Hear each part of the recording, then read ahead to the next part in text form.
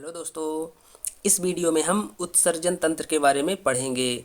उत्सर्जन का मतलब होता है कि गंदी चीज़ों को उठाकर बाहर फेंक देना। जैसे कि दिवाली के समय आप लोग अपने घर की साफ़ सफाई करते हो, उसमें से जो भी गंदगी निकलती है, जो भी कचरा निकलता है, उसे आप उठा करके बाहर फेंक देते हो।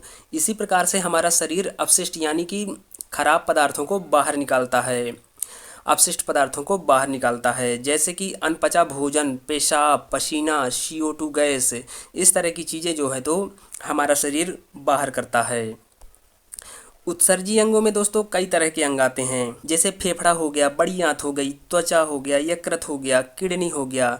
दोस्तों सबसे मुख्य उत्सर्जी अंग है जो, तो वो है किडनी। किडनी हमारे शरीर का सबसे मुख्य उत्सर्जी अंग है।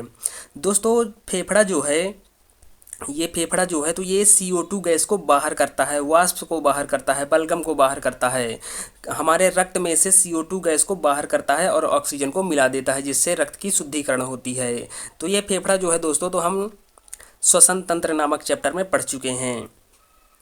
दोस्तों बड़ी आंत को हम पाचन तंत्र में पढ़ चुके हैं। ये बड़ी आंत जो है तो अनपचे भोजन को बाहर करती है। त्वचा ये पसीना को बाहर करती है। सीबम हो गया दोस्तों। सीबम दोस्तों जब आप सो करके उठते हो तो आपके नाक में चिकना पदार्थ होता है, जैसे तेलीय हो जाता है, तेल निकल जाता है, इस प्रकार से नाक हो जाती है, तो वही होता है सीबम। दोस्तों पसीना के साथ साथ नमक भी निकलता है, यानी Cl भी निकलता है। तो दोस्तों त्वचा को भी हम पढ़ चुके हैं सेंस ऑर्गन में। अब है दोस्तों यकृत। यकृत जो है तो अमोनिया को यूरिया में बदल देता है, और इसी यूरिया को जो है तो किडनी पेशाब के रास्ते बाहर कर देती है। तो दोस्तों यकृत के बारे में भी हम पढ़ चुके हैं। अब हमें पढ़ना है किडनी के बारे में। दोस्तों उत्सर्जन तंत्र में हमें यहाँ पर किडनी के बारे में पढ़ना है। फेफड़ा जो है तो हम पढ़ चुके हैं, बड़ी आंत पढ़ चुके हैं, त्वचा भी पढ़ चुके हैं और यकृत को भी पढ़ चुके हैं। मेनली यहाँ फोकस करेंगे हम किडनी के बारे में। किडनी किस प्रकार से काम करती है, किस प्रकार से यूरिया को बाहर करती है हमारे शरीर से। तो चलिए दोस्तों वीडियो को हम शुरू करते हैं। तो दोस्तों किडनी हमारे शरीर में दो होती हैं। दो किडनियाँ जो हैं तो हमारे शरीर में होती हैं इस प्रकार से, एक इधर हो गई और दूसरी जो है तो इधर हो गई। इस प्रकार से दो किडनी हमारे शरीर में होती हैं। तो दोस्तों किडनी की दीवारें जो होती हैं, ये दोस्तों जो किडनी की दीवारें होती हैं इस प्रकार से, ये जो किडनी की दीवार होती है इसे कॉर्टेक्स कहते हैं। किडनी की जो दीवारें होती हैं उसे कॉर्टेक्स कहते हैं। दोस्तों किडनी जो है तो एक, किडनी के ऊपर एक झिल्ली होती है जिसे पेरिटोनियम कहते हैं। जैसे दोस्तों ब्रेन के ऊपर की झिल्ली मेनिनजाइटिस कहलाती है, हृदय के ऊपर की झिल्ली पेरिकार्डियम कहलाती है, उसी प्रकार से किडनी के ऊपर की झिल्ली जो होती है उसे पेरिटोनियम कहते हैं। जैसे दोस्तों आप लोग सब्जी लेने जाते होंगे तो आलू लिए, टमाटर लिए और प्याज भी लिए, धनिया मिर्चा ये सब जो है तो चीज़ें लेते हैं। तो एक पन्नी में लेते हैं आप, एक झिल्ली में सारी चीज़ें डालकर लेते हैं। इसी प्रकार से दोस्तों इस किडनी के ऊपर एक झिल्ली की परत पाई जाती है। एक झिल्ली की इस प्रकार से परत पाई जाती है, किडनी के ऊपर एक झिल्ली की परत पाई जाती है जिसे पेरिटोनियम कहते हैं। और किडनी की जो दीवारें होती हैं दोस्तों, तो इसे जो है तो कॉर्टेक्स कहते हैं। दोस्तों किडनी के अंदर इस प्रकार से कुछ संरचनाएं होती हैं, इस प्रकार से संरचनाएं होती हैं किडनी के अंदर। इन संरचनाओं को मेडुला कहते हैं। इस प्रकार की जो ये संरचनाएं होती हैं, इस प्रकार से ये संरचनाएं होती हैं जिन्हें मेडुला कहते हैं। इस प्रकार की इन संरचनाओं को मेडुला कहते हैं। इन मेडुला के अंदर दोस्तों नेफ्रॉन पाए जाते हैं, जो कि किडनी की संरचनात्मक एवं कार्यात्मक इकाई होती है। दोस्तों किडनी की इकाई क्या है, तो ये नेफ्रॉन है। तो इन मेडुला के अंदर ही नेफ्रॉन्स पाए जाते हैं। दोस्तों किडनी में जो है तो नेफ्रॉन्स की मात्रा लगभग 8 से 10 लाख होती है। एक किडनी में लगभग 8 से 10 लाख के होती है। तो इस प्रकार से इनको आप लोगों को ध्यान रखना है। और इधर दोस्तों ये जो येलो कलर में दिख रहा है, ये वाला पार्ट जो येलो है, येलो कलर में जो दिख रहा है, ये अधिवृक्क ग्रंथि होती है। तो दोस्तों इस प्रकार से ये किडनी होती है। दोस्तों ये मोटा पाइप जो होता है यहाँ पर, ये रेनल होता है, रेनल हाइलम इसे कहते हैं। मोटा पाइप जो यहाँ पर होता है इस प्रकार से, इसे रेनल हाइलम कहते हैं। ये किडनी नस होती है। दोस्तों क्वेश्चन पूछता है कि सबसे ज़्यादा यूरिया कहाँ पर जमा होता है, तो दोस्तों सबसे ज़्यादा यूरिया जो है तो इसी जगह पर जमा होती है, रेनल हाइलम जगह पर यूरिया जो है तो जमा होती है सबसे ज़्यादा। इस प्रकार से इसको आप लोगों को ध्यान रखना है। और दोस्तों ये जो नली होती है, इस प्रकार से ये नली होती है, ये मूत्रवाहिनी होती है, इसे यूरेटर्स भी कहते हैं। ये मूत्रवाहिनी होती है। और दोस्तों ये जो रेड कलर में है, ये दोस्तों जो रेड कलर में है, ये वाला पार्ट, इसको हम मूत्राशय कहते हैं, ब्लाडर, ब्लाडर कहते हैं इसे, ब्लाडर नाम होता है इसका। यहीं पर जो है तो मूत्र आकर के जमा होता है। किडनी से यूरिया जो है तो इस प्रकार से इधर आता है और यहाँ पर जमा होता है, इधर से भी इस प्रकार से आता है और यहाँ पर जमा होता है। किडनी से यूरिया छन के इधर आया और यहाँ पर जमा हो गया इस प्रकार से।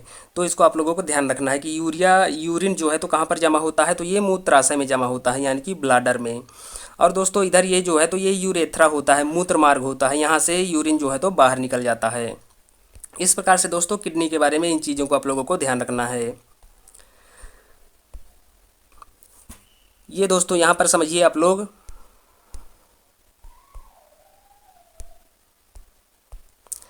यहाँ पर समझिए दोस्तों आप लोग, ये होता है मेडुला।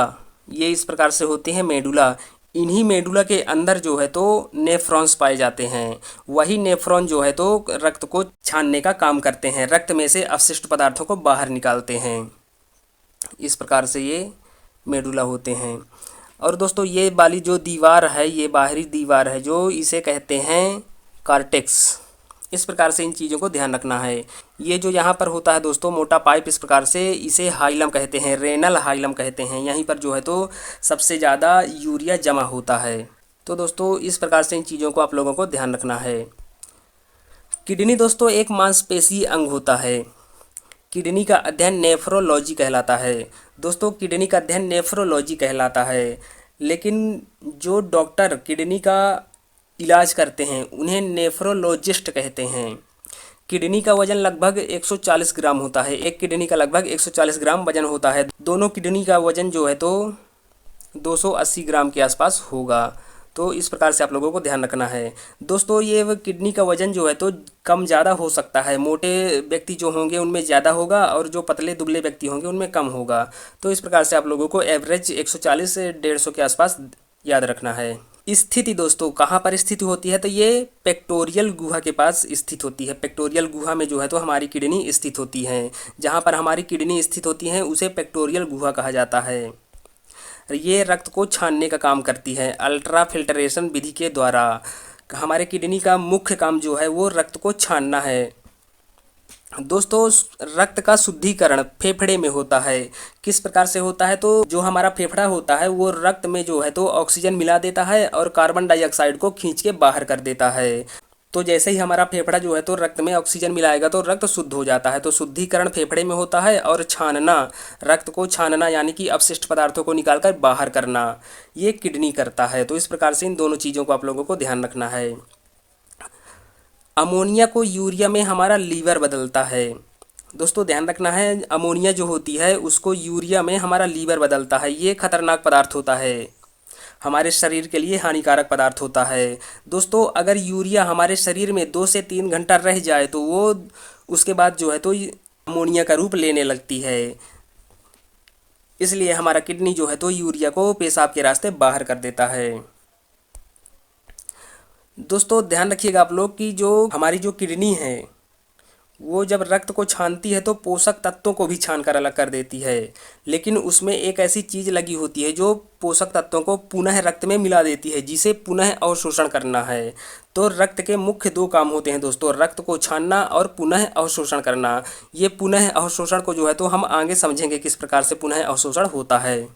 पेशाब का निर्माण करती है हमारी किडनी। अम्ल और क्षार की मात्रा को नियंत्रण करता है, यानी कि पीएच मान को जो है तो हमारी किडनी नियंत्रण करती है। जहर को निष्क्रिय करती है हमारी किडनी जो है तो ये जहर को जो है तो निष्क्रिय कर देता है। लीवर हमारा जहरीले पदार्थ को नष्ट कर देता है। जैसे आप समझ लीजिए कि थोड़ा मोड़ा अगर जहर आदमी कोई खा पी लेता है तो वो लीवर जहर को नष्ट कर देगा और हमारी किडनी जो होती है तो उस जहर को बाहर कर देगी, उस जहर को निष्क्रिय कर देती है। तो लीवर जो है दोस्तों तो ये हल्के फुल्के जहर को नष्ट कर देता है और हमारी किडनी जो है तो उसे बाहर कर देती है। किडनी की इकाई दोस्तों नेफ्रॉन होती है। किडनी में लगभग 10 लाख नेफ्रॉन्स पाए जाते हैं। किडनी के बाहर की झिल्ली पेरिटोनियम कहलाती है। दोस्तों किडनी के अंदर मेडुला होता है, उस मेडुला के अंदर नेफ्रॉन होता है। तो चलिए देखते हैं नेफ्रॉन की संरचना। नेफ्रॉन का काम क्या होता है दोस्तों? रक्त को छानना, रक्त में यूरिया को अलग करके बाहर निकालना, ये होता है दोस्तों नेफ्रॉन। ये है नेफ्रॉन की संरचना। तो दोस्तों ये जो गुच्छे की समान संरचना होती है, इस प्रकार से नेफ्रॉन में एक संरचना पाई जाती है जिसे ग्लोमेरुलस कहते हैं। इस संरचना को ग्लोमेरुलस कहते हैं। यही ग्लोमेरुलस जो होता है तो रक्त को छानता है, रक्त में से अपशिष्ट पदार्थों को, गंदगी को बाहर निकालता है, यूरिन को जो है तो यूरिया को बाहर निकालता है।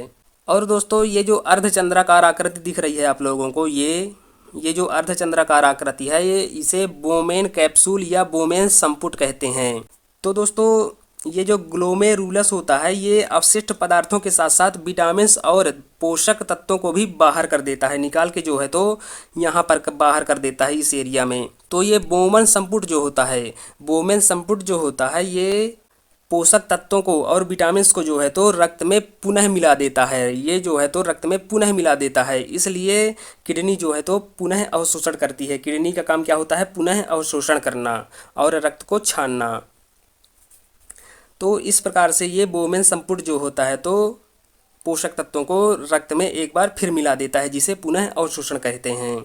और दोस्तों यूरिया जो होता है वो पेशाब के रास्ते इस प्रकार से यहाँ से बाहर निकल जाता है। दोस्तों ग्लोमेरुलस के बारे में समझते हैं। ये जो ग्लोमेरुलस होता है दोस्तों तो ये निस्पंदन यानी कि छानने का काम करता है, रक्त को छानता है। ग्लोमेरुलस जो होता है ये रक्त को छानता है, रक्त के कणों को छानकर बाहर निकाल देता है। साथ ही साथ दोस्तों विटामिन और पोषक तत्वों को भी जो है तो ये छान देता है।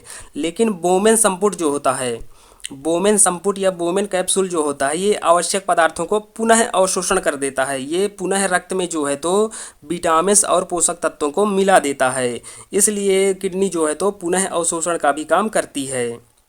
तो ये क्वेश्चन दोस्तों पूछा हुआ है कि पुनः अवशोषण का कार्य कौन करता है?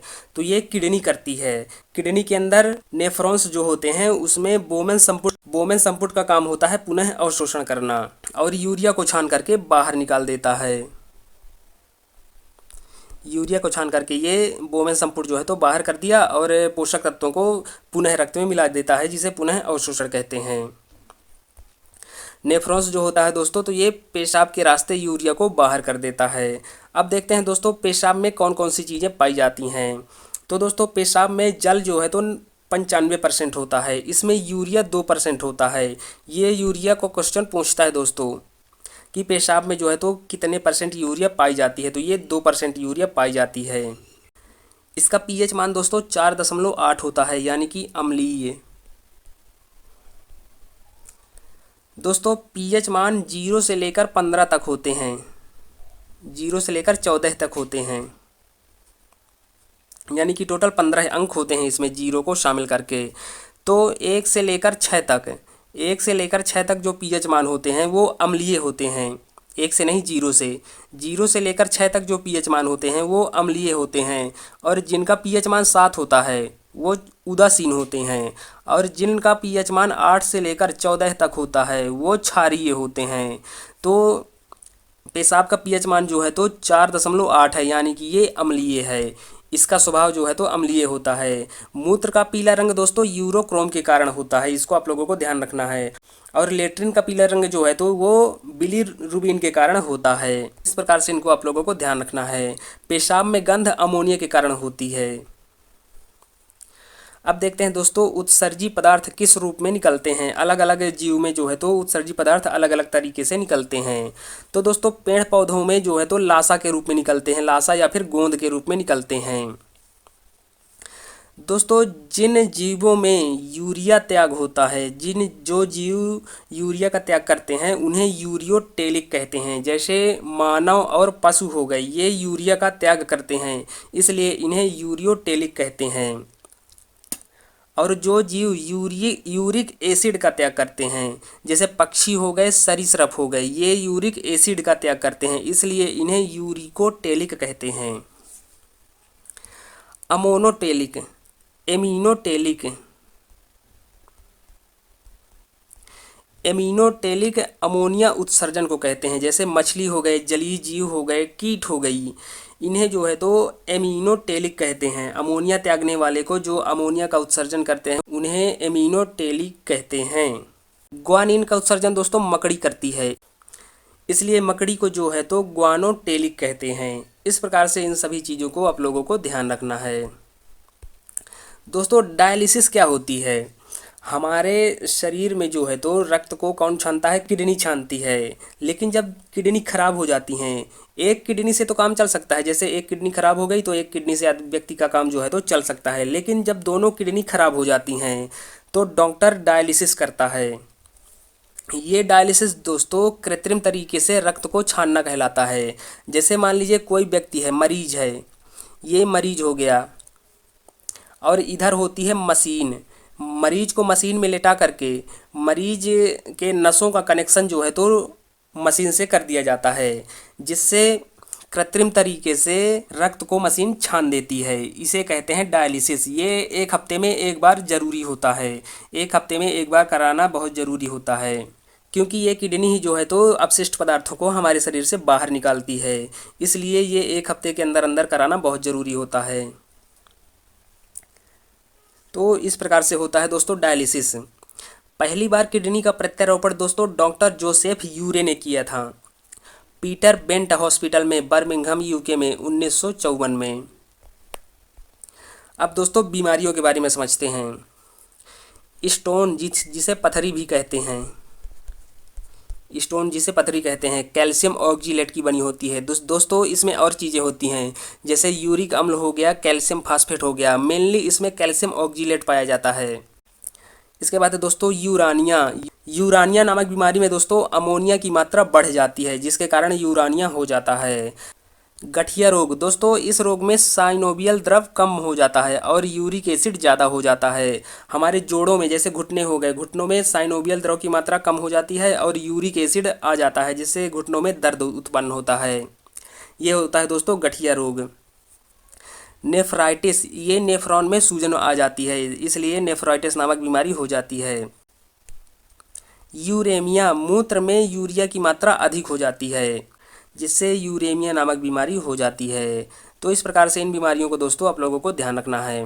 अब हम महत्वपूर्ण तथ्यों के बारे में समझते हैं। ताजे मूत्र में गंध दोस्तों अमोनिया के कारण होती है। मूत्र का पीला रंग यूरोक्रोम के कारण होता है। मूत्र का पीएच मान 4.8 होता है, यानी कि अम्लीय। मूत्र वाहिकाओं की लंबाई 25 सेंटीमीटर होती है। मूत्राशय की क्षमता लगभग 800 ml होती है। मेल में लगभग 800 ml होती है और फीमेल में लगभग 600 ml के आसपास होती है। इस प्रकार से आप लोगों को ध्यान रखना है। रक्त छानने की दर लगभग 125 ml पर मिनट होती है, यानी कि एक दिन में लगभग 180 लीटर हमारी किडनी जो है तो रक्त को छानती है। 180 लीटर रक्त को छान देती है, एक मिनट में 125 ml छानती है। इस प्रकार से दोस्तों इन सभी चीज़ों को आप लोगों को ध्यान रखना है। दोस्तों जानकारी अच्छी लगी हो तो हमारी वीडियो को लाइक करें और अपने दोस्तों में शेयर करें। साथ ही हमारे चैनल रिवीजन स्टडी जी को सब्सक्राइब करें, जिससे अपलोडेड वीडियो की जानकारी सबसे पहले आपको मिले। धन्यवाद।